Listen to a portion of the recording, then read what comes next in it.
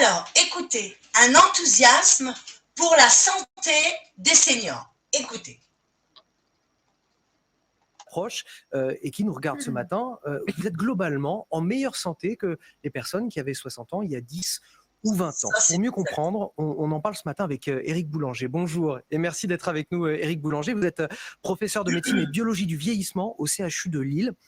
Alors, est-ce qu'on peut se fier à cette étude qui nous vient, je cite, de l'Université de Columbia aux États-Unis? Est-ce qu'elle est aussi valable pour les sexagénaires français? Bonjour Monsieur Favalli, merci beaucoup de me donner la parole concernant cette très très belle étude sortie dans une revue qui fait référence, qu'on appelle Nature Aging, à partir d'une cohorte de plus de 14 000 sujets anglais et 11 000 sujets chinois. Et effectivement, les soixantenaires d'aujourd'hui, on peut très certainement faire un parallèle avec ce qui se passe en France, sont en meilleure santé par rapport aux soixantenaires d'il y a 10 ans ou même 20 ans. Quels sont les critères de santé qui sont pris en compte? Exactement. On a l'habitude en médecine ou en santé d'avoir une approche par accumulation de maladies chroniques ou de maladies aiguës. Et là, en fait, l'OMS a fait de la décennie 2020-2030 la décennie du bien vieillir et a défini une approche par les capacités intrinsèques. Alors, plutôt que de maladies, on parle de fonction.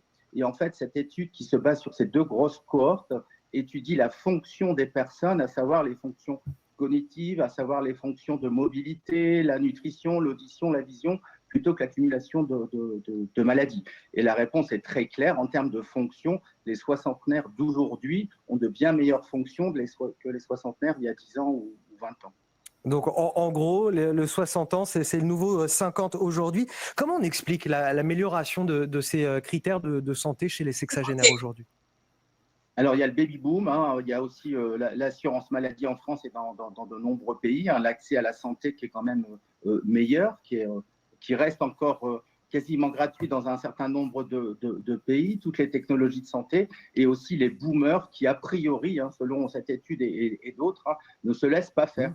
C'est-à-dire qu'un boomer qui doit se faire opérer d'une prothèse de hanche ne traîne pas, il le fait. Un boomer qui a une cataracte, qui doit porter des appareils auditifs, réagit bien plus vite que ceux d'avant. Voilà, donc vous avez entendu, donc apparemment, je